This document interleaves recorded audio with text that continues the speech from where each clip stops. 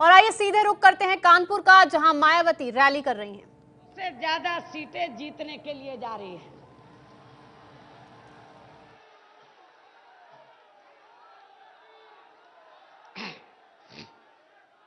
और अब मेरा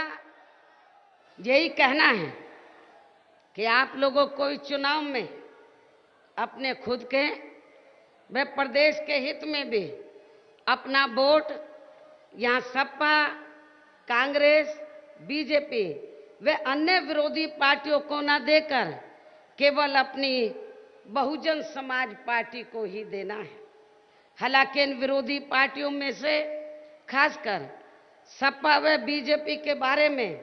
आप लोगों को ये मालूम है कि उत्तर प्रदेश में सपा के लगभग 5 वर्षों के और केंद्र में बीजेपी व प्रधानमंत्री श्री नरेंद्र मोदी के लगभग 3.25 वर्षों के कार्यकाल के दौरान यहाँ इन दोनों ही सरकारों की गलत नीतियों व गलत कार्यकलापों के कारण अब यहाँ प्रदेश की लगभग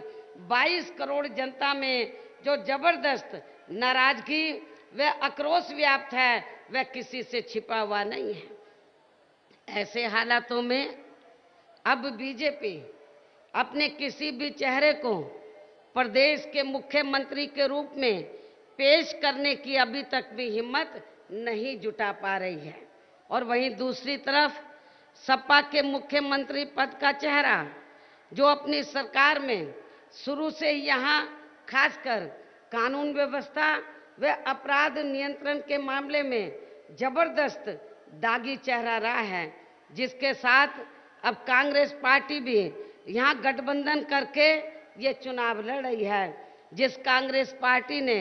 आज़ादी के बाद यहाँ उत्तर प्रदेश में लगभग 37 वर्षों तक और केंद्र में भी लगभग 54 वर्षों तक अधिकांश अकेले ही राज किया है। जो अब ये कांग्रेस पार्टी अपनी गलत नीतियों व गलत कार्यशैली की वजह से केंद्र के साथ साथ देश के अधिकांश राज्यों की भी सत्ता से बाहर हो चुकी है। और अब ये पार्टी अपने राजनीतिक स्वार्थ में अपने मूल सिद्धांतों व असूलों को भी ताक पर रखकर यहाँ बीजेपी के इशारों पर सरकार चलाने वाली खासकर अल्पसंख्यक समाज विरोधी ऐसी समाजवादी पार्टी के साथ गठबंधन करके ये चुनाव लड़ रही है, जिस पार्टी को यहाँ अराजक, आपराधिक, सांप्रदायिक, भ्रष्ट व जंगल राज आदि का खास प्रतीक माना जाता है। ऐसी स्थिति में अब यहाँ प्रदेश की आम जनता को ये तय करना है कि क्या वे ऐसी पार्टी को व इनके गठबंधन के दागी चेहरे को अपना वोट देंगे या फिर इसके स्थान पर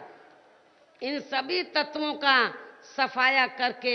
यहाँ हर स्तर पर कानून द्वारा कानून का राज कायम करने वाली अपनी एकमात्र बीएसपी की बेदागी चेहरे को अपना वोट देंगे। और अब इसका सही फैसला प्रदेश की आम जनता को इस चुनाव में ही करना होगा। और वैसे भी इस बारे में लोगों के सामने सच्चाई यही है कि प्रदेश की वर्तमान सपा सरकार में यहाँ शुरू से ही अराजक, आपराधिक, सांप्रदायिक, भ्रष्ट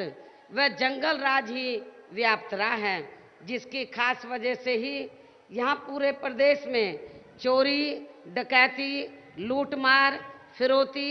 हत्या, अपहरण, महिला उत्पीड़न, गुंडा टैक्स, सरेआम गुंडागर्दी, जमीनों पर जबरन अवैध कब्जे तथा सांप्रदायिक दंगे व तनाव आदि की घटनाएं काफ़ी ज़्यादा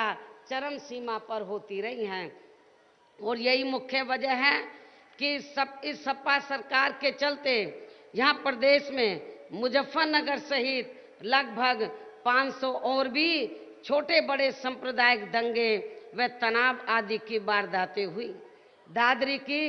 अति दर्दनाक घटना घटी। मथुरा में जमीन अवैध कब्जे को लेकर खूनी संघर्ष हुआ, जिसमें एक पुलिस अधिकारी की जान तक भी चली गई। बुलंदशहर का अति शर्मनाक बलात्कार कांड हुआ। इस प्रकार से सपा सरकार में यहाँ हर तरफ असुरक्षा व आतंक का माहौल ही हावी रहा है। इसके साथ ही विकास के कार्य भी अधिकांश यहाँ आधे अधूरे ही किए जाते रहे हैं, जिनके प्रचार प्रसार पर प्रदेश की जनता का सरकारी करोड़ों अरबों रुपया अकेले यहाँ मीडिया में ही काफी बेदर्दी से खर्च कर दिया गया है, जबकि इसी अपार धन को यहाँ गरीबों के हित व कल्याण के कार्यों पर भी खर्च किया जा सकता था। इसके अलावा सपा सरकार में विकास व जनहित के जो भी थोड़े बहुत कार्य किए गए हैं, तो उनमें से अधिकांश बड़े बड़े कार्यों की शुरुआत बीएसपी की सरकार में ही कर दी गई थी। और इतना ही नहीं, बल्कि बीएसपी की अनेकों जनहित की योजनाओं को तो वर्तमान सपा सरकार ने बहुत चालाकी से केवल उनका नाम बदलकर ही चलाया हुआ है, जिसमें इनकी समाजवादी पेंशन योजना खास है, जिसका पहले मूल नाम महामाया गरीब आर्थिक मदद योजना था। इसके साथ ही इस सपा सरकार में प्रदेश के अधिकांश सभी वर्गों व विभिन्न क्षेत्रों में लगे लोगों की भी हालत यहाँ हर स्तर पर काफी ज्यादा खराब व दयनीय ही बनी रही है, जबकि सरकारी अधिकारी तो यहाँ थोक के भाव में ही बदलते रहे हैं। अर्थात इनकी सरकार में काम कम और अपराध ज्यादा बोलता रहा है। इस प्रकार से कुल मिलाकर वर्तमान सपा सरकार का लगभग पूरा कार्यकाल हर स्तर पर व हर मामले में अति निराशाजनक व अति कष्टदायक ही बना रहा है। और अब इनको इस चुनाव में इसका जबरदस्त नुकसान भी उठाना पड़ेगा। हालांकि इस चुनाव में सपा के बारे में यह बात सर्वविदित है कि सपा नेता श्री मुलायम सिंह यादव ने भी अपने पुत्र मोह की वजह से जिस प्रकार से कदम कदम पर अपने भाई शिवपाल यादव को जनता के सामने अपमानित किया है, तो इसका अब शिवपाल यादव व उनके खेमे के लोग इस चुनाव में अंदर अंदर अखिलेश व इनके खेमे के लोगों को जरूर नुकसान पहुंचाएंगे।